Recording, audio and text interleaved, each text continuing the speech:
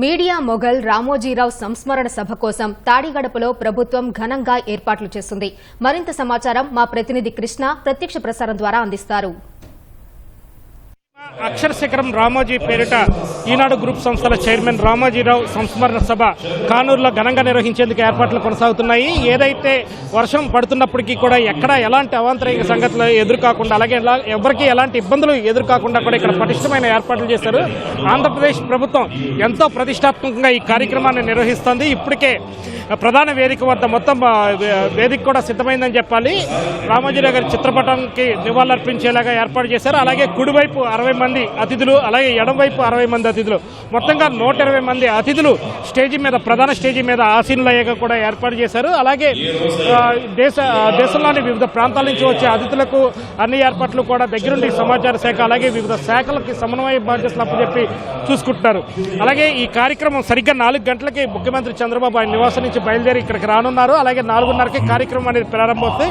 మొత్తంగా 2 గంటల పాటు ఈ కార్యక్రమం సాగేలాగా అన్ని ఏర్పాట్లు చేస్తారు. ఇక మరిన్ని వివరాలు తెలిపేందుకు మనతో మంత్రి పార్థసారథి ఉన్నారు. ఆయన అడిగి తెలుసుకుందాం. సార్, పార్థసారథి గారు చెప్పండి, ఈ ప్రాంతంలో ఈ కార్యక్రమాన్ని నిర్వహిస్తున్నారు, రాష్ట్ర ప్రభుత్వం తరఫున ఎలాంటి ఏర్పాట్లు చేస్తారు, ఎవరెవరు అతిథులు వస్తున్నారు? ఏర్పాట్లని ఎంత ఘనంగా చేస్తున్నామో వారి పట్ల ఈ ప్రభుత్వానికి ఉన్న గౌరవం, ఆయన చేసిన ఈ తెలుగు జాతికి ఆయన చేసిన సేవలు కానివ్వండి, ఆయన అందిపుచ్చుకున్న విజయాలు కానివ్వండి, వాటన్నిటికీ తగ్గట్టు చేయాలనేది మా ప్రయత్నం. మరి ముఖ్యమంత్రి గారు కూడా ఈ కార్యక్రమాన్ని చాలా ఘనంగా నిర్వహించాలని చెప్పేసి ఆదేశాలు ఇవ్వడం జరిగింది. కృష్ణా జిల్లాలో అట్టడుకు ఒక సామాన్య కుటుంబంలో జన్మించి తెలుగు జాతికే గర్వకారణంగా అన్ని రంగాల్లో ఎదిగిన రామోజీరావు గారి జీవితం భావితరాలకి ఒక ఆదర్శం అని చెప్పేసి మేము భావించి ఈ కార్యక్రమాన్ని ఘనంగా నిర్వహిస్తూ ఉన్నాం. ఎందుకంటే తెలుగు జాతికి ప్రజాస్వామ్యబద్ధంగా ఎప్పుడు సమస్య వచ్చినా కూడా నేనున్నాను అని చెప్పేసి ఆయన కలంతో మరి తెలుగు జాతిని ఆ ప్రజాస్వామ్య విరోధుల నుంచి కాపాడిన సంఘటనలు మనందరూ కూడా తెలుసు. మరి ఆయన లేకపోవటం బాధాకరమైనప్పటికీ కూడా మరి ఆయన సంస్మరణ సభని ఘనంగా నిర్వహించాలని చెప్పేసి మేము ఆలోచన చేశాం. మరి రైతులు ఎక్కువగా ఈ కార్యక్రమం నిర్వహిస్తాం అనగానే రైతులు ఎక్కువ మంది ఫోన్ చేసి, సార్ మేము రావాలి, పాసులు ఇవ్వండి అని రైతు సోదరులు ఎక్కువ మంది మమ్మల్ని అడగటం జరిగింది. మరి రైతులందరినీ కూడా రమ్మని చెప్పేసి మేమందరం కూడా వారిని ఆహ్వానించాం.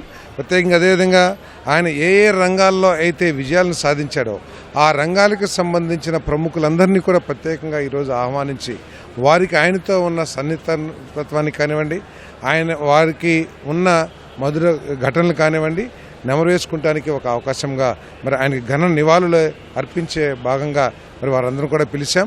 మరి సినీ ప్రముఖులు వస్తున్నారు, రాజకీయ నాయకులు వస్తున్నారు, మరి అదేవిధంగా రైతు సోదరులు వస్తున్నారు, రైటర్స్ వస్తున్నారు, అందరూ వస్తున్నారు.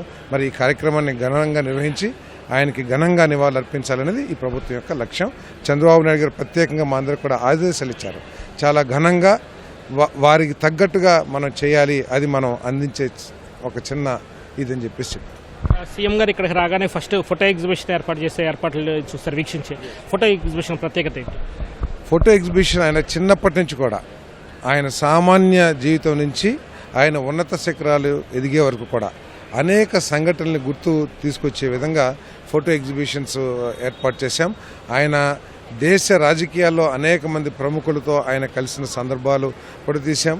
అదేవిధంగా రైతు సోదరుల కోసం ఆయన పడ్డ తాపత్రయాన్ని గుర్తించే విధంగా దానికి సంబంధించిన ఫోటోలు తీశాం. మరి ఈ రాష్ట్రంలో మరి ప్రజాస్వామ్యానికి ఆపద వచ్చినప్పుడు ఆయన ఏ విధంగా ప్రజాస్వామ్యాన్ని కాపాడుతానికి నిలబడింది, దానికి ప్రతీకగా కొన్ని ఫోటోలు ఏర్పాటు చేశాం. మరి అదేవిధంగా చంద్రబాబు నాయుడు గారు, ఎన్టీ రామారావు గారు ప్రముఖులతో ఆయనకున్న సంబంధాలని చూపించే విధంగా, ఆయన కుటుంబం, ఆయన జీవితాన్ని ఏ విధంగా మలుచుకున్నారు అనేది కనపడే విధంగా ఫోటోగ్రఫీ చూపించాం. అవన్నీ కూడా మోల్డ్ చేసుకున్నారో చూపించాం. మరి కామన్ పబ్లిక్ కూడా ఆ ఫోటో ఎగ్జిబిషన్ చూడొచ్చు. సీఎం గారు వచ్చేటప్పుడు మరి కామన్ పీపుల్కి ఆపేసి సీఎం గారు కొంతమంది ఆయన వెంట వచ్చే గెస్టులకు మాత్రమే ఆ సమయంలో, అంటే 5ంటికో ఇప్పుడు వస్తారనుకుంటున్నాం, 5 తర్వాత కేవలం ముఖ్యమంత్రి గారితో పాటు వచ్చే ప్రముఖులకి మాత్రమే అది చూపిస్తాం. రామ్మోహన్ రావు గారు, మీరు చెప్పండి సార్, ఈ ప్రాంతంలోనే ఈ కార్యక్రమం జరగటం, అంటే ఈ ప్రాంతానికి అల్లుడిగా కూడా రామోజీరావు గారు ఇక్కడ ఈ ప్రాంతానికి ఉన్నారు, ఈ ప్రాంతంలో జరగటం ఎలాగొస్తారు? అదే ఇందాక మంత్రి గారు చెప్పినట్టుగా, పార్థసారథి గారు చెప్పినట్టుగా ఆయన ఒక గ్రామంలో, అంటే చిన్న గ్రామం నుంచి మామూలుగా తెలుగు మీడియంలో చదువుకుని, అదేవిధంగా ఈ యొక్క ప్రాంతానికి అల్లుడుగా ఉన్న వ్యక్తి ఢిల్లీలో ఒక ఉద్యోగం ద్వారా ప్రారంభమైన జీవితం ఈవేళ రాష్ట్రంలోనే కాదు ఎంతోమందికి జీవనోపాధి కలిగించినవి కాదు, భావితరాల వారికి మార్గదర్శకంగా ఉండాలనే ఉద్దేశంతోనే ఈవేళ ఆ ఎగ్జిబిషన్ కూడా ఏర్పాటు చేయడం జరిగింది.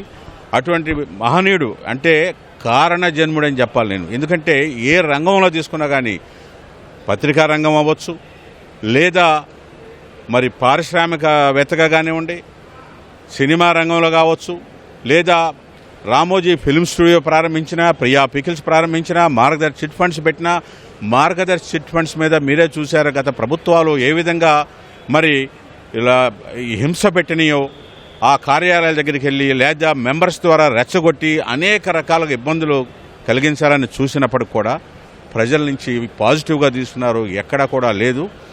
అలాంటి వ్యక్తి, ఆయనకున్న క్రెడిబిలిటీ ఎంతోమంది యువకులకి రాజకీయాల్లోనే మరి అవకాశాలు కల్పించడానికి దోహదపడ్డ వ్యక్తి. సినిమా రంగంలో కానీ, మరి రచయితల్లో కానివ్వండి, అన్ని రంగాల్లో కూడా అటువంటి వ్యక్తికి ఇవాళ మన ముందు లేరు. లేనప్పుడు కూడా ఆయన ఆశయాలు, ఆయన ఏదైతే చెప్పాడో ఒక ప్రణాళిక ప్రకారం వేసుకుని లేవాడు. Is a visionary. ఎందుకంటే తెలుగు భాష మీద ఎవరు తప్పులు మాట్లాడినా కానీ ఇప్పటికీ కూడా ఆయన కరెక్షన్ చేస్తుండే వ్యక్తి. నేను అడిగేవాడిని ఎప్పుడు కూడా, సార్ ఆదివారం వస్తే కనీసం రెస్ట్ తీసుకుంటారంటే, ఆదివారం వస్తే ఆ ఆదివారం రోజు కూడా నాకు పని ఎక్కువగా పెట్టుకుంటాను రామ్మోహన్. ప్రతిదీ కూడా జాతీయ పత్రికలు, అంతర్జాతీయ పత్రికలు కూడా చదువుతాము. సమాచారం అనేది ప్రజలకు ఇవ్వటం, అదే మేము నిజమైన మరి పత్రిక యొక్క గుర్తింపు ఉంటుంది. అందువల్ల ఈనాడు సంస్థ కానీ, మార్గదర్శికి కానీ అన్ని సంస్థలు కూడా గుర్తింపు ఉన్న వ్యక్తి. అటువంటి వ్యక్తికి ఈవేళ మన ముందు లేనప్పటికి కూడా ప్రభుత్వ పరంగా కూడా మనం ఇవ్వగలిగిన ఈ సంస్కరణ సభ ద్వారా నిజమైన నివాళులు ఇవ్వాలనే ఉద్దేశంతో ఇంత పెద్ద ఎత్తున ఏర్పాటు చేస్తుంది ప్రభుత్వం. చంద్రబాబు నాయుడు గారు ఆదేశించారు. వారి యొక్క ఆదేశానుసారం మరి ఐఎండ్బి మినిస్టర్ గారు, మిగతా మంత్రులు కూడా కమిటీగా ఏర్పాటు చేసి ఈ యొక్క ఏర్పాట్లు పర్యవేక్షిస్తూ ఉన్నారు. తప్పకుండా ఈ సభ సక్సెస్ అవుతుంది. సంస్కరణ సభ సినీ నటులు వస్తున్నారు, మరి పాత్రికేయులు ఢిల్లీ నుంచి కూడా వస్తున్నారు. ఎన్ రాము మరి అలా అటువంటి వ్యక్తులు కూడా వచ్చి వారితో సన్నిహితంగా ఉన్న వ్యక్తులు, వారి అనుభవాలు కూడా. ఎందుకంటే ఇది చేయటం వల్ల ఏంటంటే భావి తరాల వాళ్ళకి, రాజకీయ నాయకులకి స్వచ్ఛమైన రాజకీయాలు ఇవ్వాలని, పత్రికా రంగంలో కూడా కొత్త ఒరవడి మరి కొత్తదనాన్ని తీసుకురావడానికి, ప్రజలకి సమాచారం సరిగా ఇవ్వాలనే ఉద్దేశంతో వాళ్ళకు కూడా ఉపయోగపడుతుందని మేమైతే భావిస్తా ఉన్నాం. వేదవ్యాస్ గారు, మీరు చెప్పండి, ఈ ప్రాంతవాసిగా ఈ సభకు సంబంధించి మీరేమంటారు? ఇవాళ రామోజీరావు గారి సంస్కరణ సభ తెలుగుదేశం పార్టీ ప్రభుత్వం చంద్రబాబు నాయుడు గారి ఆధ్వర్యంలో ఇంత ఘనంగా జరగడం చాలా సంతోషదాయకం. ఎందుకంటే రామోజీరావు గారు ఒక వ్యక్తి కాదు, ఒక వ్యవస్థ. ఆయన ఏది తీసుకున్నా కానీ, చిట్ ఫండ్ రంగంలో తీసుకున్నా, అలాగే పత్రికా రంగంలో ఆయన ఒరవడి మరి చాలా గొప్ప ఒరవడి. ఎందుకంటే ఆయన ఈనాడు పత్రికను స్థాపించి మరి దాన్ని ఇవాళ పెద్ద సర్క్యులేషన్కి తీసుకెళ్ళినటువంటి వ్యవస్థ. అదే కాకుండా ఈటీవీ ఎలక్ట్రానిక్ మీడియాలో కూడా ఆయన విప్లవాత్మకమైన మార్పులు తీసుకొచ్చారు. ఆయన నిజంగా ఏ రంగం తీసుకున్నా, సినిమా రంగంలో కూడా ఆయన మరి ఇవాళ రామోజీ ఫిల్మ్ సిటీ ఉందంటే ప్రపంచ స్థాయిలోనే ఇవాళ హాలీవుడ్ సినిమాలు కూడా తీసే స్థాయిలో ఆ యొక్క రామోజీ ఫిల్మ్ సిటీ ఉంది. నిజంగా ఆయనకి తెలుగు భాష మీద ఉన్నటువంటి అభిమానం, చాలా గౌరవం నిజంగా చాలా శ్లాఘనీయం. ఎందుకంటే స్వచ్ఛమైన తెలుగు పదాలని ఎలా పలకాలో ఈటీవీలో ఆయనే చూపించారు. ఏ ఛానల్లో కూడా ఇవాళ కూడా స్వచ్ఛమైన తెలుగు వస్తుందంటే అది ఒక ఈటీవీలోనే వస్తుంది. అలాగే పత్రికలో కూడా స్వచ్ఛమైన తెలుగు భాష పదాలని వాడినటువంటి ఘనత రామోజీరావు గారికి తగ్గుతుంది. ఇంగ్లీష్ నుంచి తెలుగు పదాలు ఏమున్నాయో కూడా కనిపెట్టేటువంటి వ్యక్తి రామోజీరావు గారు. నిజంగా ఆయనకి తెలుగు భాష మీద ఉన్నటువంటి అభిమానానికి మరి ఇవాళ తెలుగు ప్రజలందరూ కూడా ఆయన సంస్కరణ సభకి మరి మనం శ్రద్ధాంజలి ఘటించాలి. అటువంటి వ్యక్తికి నిజంగా అన్ని రంగాల్లోనూ ఉన్నతమైన స్థితికి వచ్చినటువంటి, అందులో మా జిల్లా కృష్ణా జిల్లా, మా ప్రాంతం మరి గుడివాడ దగ్గర ఆయన జన్మించి సామాన్య కుటుంబం నుంచి ఒక వ్యవస్థను ఏర్పాటు చేసినటువంటి మహానుభావుడైన. నిజంగా ఇటువంటి వ్యక్తికి భారత రత్న ఇవ్వాల్సిన అవసరం కూడా ఉంది. అటువంటి గొప్ప వ్యక్తి ఆయన. ఏ రంగం తీసుకున్నా ఆ రంగంలో నిష్ఠాగరిష్టంగా చేసి తనదంటూ ఒక శైలిని నిరూపించుకున్నటువంటి మహానుభావుడు ఆయన.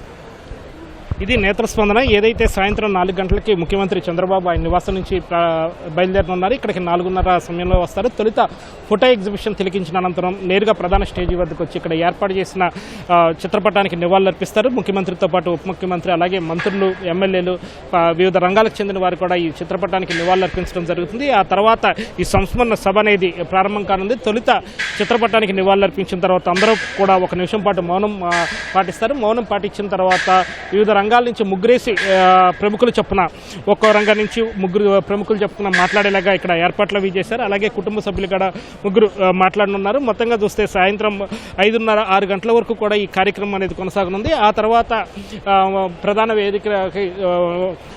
ప్రధాన వేదిక నుంచి అతిథులందరూ కూడా నిష్క్రమించుకున్నారు. ఇది ఇక్కడ తాజా పరిస్థితి. కెమెరా పర్సన్ నరేష్తో విఎస్ఎన్ కృష్ణ, ఈటీవీ న్యూస్, అమరావతి.